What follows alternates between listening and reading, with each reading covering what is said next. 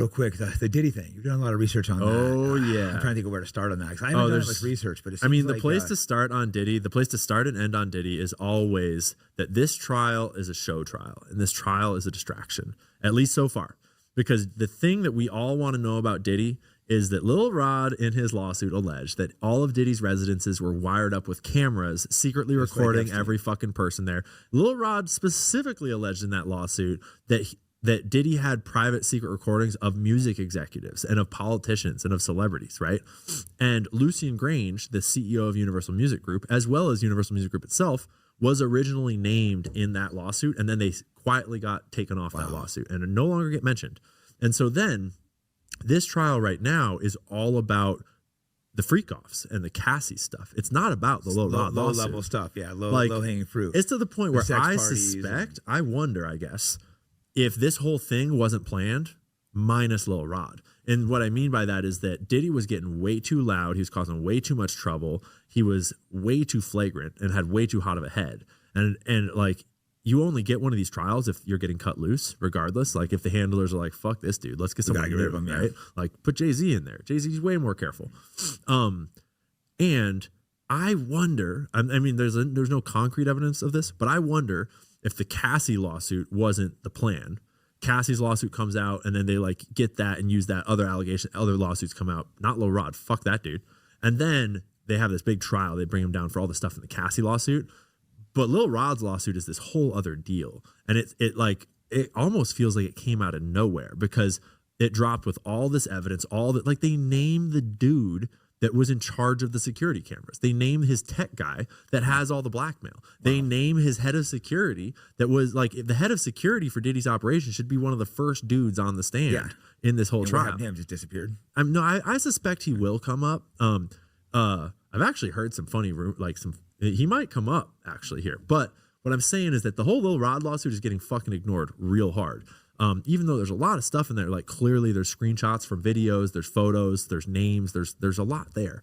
And so it feels like the whole mob in the music industry is trying to cover up all the big allegations in Lil Rod with this show trial of like, look at how crazy their sex was. Like, he likes putting what in his ass? Like, whoa. And all the lubes. So they want to be distracted by like weird group sex when that's just like just the tip of it. Yeah. And it's clear, like, to be clear, what Diddy's operation looks like to me is another blackmail ring that there are bosses above him that are getting protected, and those bosses above him work for an international crime organization, because that's just how the blackmail world is. Like, he's not the dude in charge of this thing. No, he's a low-level guy probably.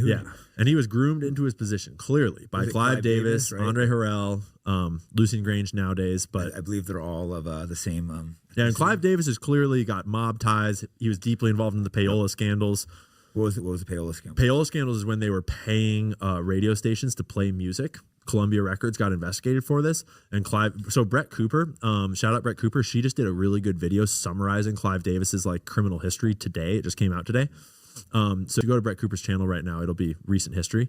And she did a great breakdown of how Clive Davis, like from his early life through till now, payola specifically is when Columbia Records was getting investigated because it's illegal to pay radio stations for content that's not announced. Like, you can pay for an ad, but you can't pay a radio station to play Rihanna without saying. I know they do that. I didn't know they weren't allowed to. That's how they construct all their top hits. That's how they. That's how they get all these all this music to be so fucking degenerate. Look at the rap music they pushed. Exactly. They got to fill their prisons somehow. And now they're pushing it on women now too. It was the men before, but now the women they're making just degenerate. All the black rap is just. Yeah. And I mean, they got to fill their prisons. They got to fill up their OnlyFans. They got to fucking destroy our culture. They probably run the private prisons.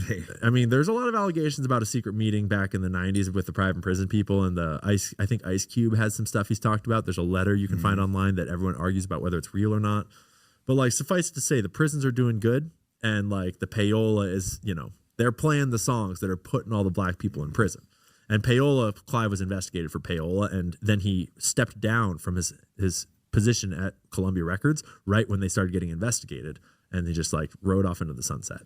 Yeah, this guy Io Kamathi, a Black National song, it was so interesting. YouTube took it down, but he was talking about the music industry, how they're the one coming in being like, oh, start calling yourself an N-word, start doing this, they were pushed to do it. Money, drugs. Like, Like he's like, that's like I kind of stopped. I said the word around, I'm not paying attention. He's like, oh, I really don't like that word. He wasn't like, Yeah. I really respect his opinion though. He's just like, we're sitting there calling ourselves that, and it just like no other race does that. It's kind of Like, weird. You have a good point. Kind of weird. So you want a really dark fucking rabbit hole? Look up the Opium Collective. This is the new thing in black rap, and it's fucking taken the young ones by storm. And I got onto it when I was looking at the Justin Bieber story, because he was hanging out with this weird dude, this like super emo goth, like fucking spiky haired dude called Burberry Airy, who is like the brains behind the style of fashion and like image of this Opium Collective, which is a collective of artists. And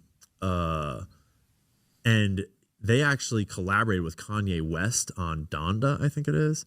And there's this whole scene of young black rappers that are like open Satanism all over the stage, like very promoting, wearing, it's all about high fashion, super expensive high fashion, like Balenciaga, for example. All these weird fucking styles, like literally wearing gimp masks. They're trying to make it cool to black kids to be satanic, to rap while wearing a gimp mask and like satanic upside down crosses, fucking skinny jeans and weird ass boots and shoes. And so it's like, buy the most expensive satanic clothing you can. Stuff they can't afford. Fucking like get all satanic like imagery up in your head. Just basically, it's just like a whole fucking shit show. And it is real popular with a huge subset of young kids in the black music industry now. And it's like, whoa. And you would think like they all present this image of like, we're coming out of this like metal kind of like fuck the system, like we're the alternative, like but like they all have deals with the biggest fucking record labels in the world, right? It's not organic. Playboy Carti is like one of the primary guys in this, and he's like this giant fucking sensation that's selling out arenas. I don't know who he is. Yeah, look into Playboy Carti and the Opium Collective. That's why, you can see why he's like so angry. That's what he came out with, the Hail Hitler song. He's like just pissed off. He sees what they've done. Not just the black community, but to him, and then he says something, and then they cancel you, and that's the one song taken down. So I can have a song being like, "Yo, I like to shoot black," exactly. I like to shoot N-words. I shot 20 this, literally encouraging them to kill each other, putting it in young people's head, making it cool to go kill shoot each people. other, do drugs, like prostitution, rape people, whatever. Like they'll fucking rap about anything that takes down the black community, right? But you say "Hell Hitler" and Hail Hitler, no. And I think he put in that's the whole point of the song. Piss everyone off too. I think it was piss everyone off, piss off the white supremacists. Yeah, he's over it. No, it was like he's being punk rock, just being fuck you. And he proved his point. Kanye being Kanye. Kanye, he's funny. Like, bro. I won't mention it. I think to draw off, conversation with Nico, so funny. Dude, there's been some funny fucking takes on that song. So funny, Kanye, yeah. But he's an interesting guy. I haven't met him yet, but I wish the best for him, honestly. Like after what they did to him, like Candace had a really great take. Candace had the take of the year on Kanye, in my opinion, recently, and it's not her new take. It's just how she feels. She said essentially like, I will never not love Kanye because when he took the bullet for us by exposing when he published the Harley Pasternak text, that was the first time we got this concrete evidence of what they're doing in the music industry. So crazy. And like, you better believe that's a pattern, just look at all the people he manages. That guy, he was the trainer of just like dozens of the biggest celebrities. And so it's like, and then right after that, Kanye disappears and comes back fucking crazy. Like, give me a break. And so when Kanye West did that, he knew what he was getting into, and he still did it. He said, fuck you, did it. We owe him for that. We will always owe him for that. And Candace was talking about how she will always respect him and defend him love for her loyalty, and that's why I won't talk crap on. He's done some things I don't like, but I'll pretend not to see it because he definitely pushed It's important to have guys that are pushing the very boundaries. Yeah. And he's definitely doing that. Yeah, and when the price you pay for speaking out in that industry is being drugged out into insanity, we have to put up with the insanity that they're going to have after they speak up on behalf of all of us. And they, Kanye suffers the consequences for speaking up. We all now are enlightened to what's really going on. Like, I've got grace for his now, whatever his mental state is. They took his kids away. Can he even see his kids right now? Big time. That's just big time. That's his evil as a parent. Take your kids away is like the worst. That song starts out with they closed the bank accounts and took my kids away. And that's why I became a Nazi. Yeah.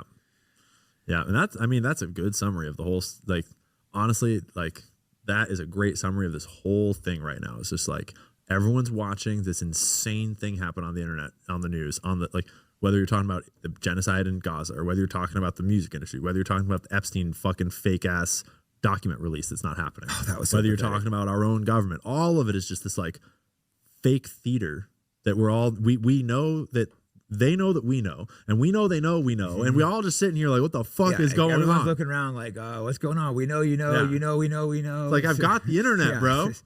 It's wild time. They need to close down the information or do something drastic. So it's gonna be interesting to see what the next move is. Yeah.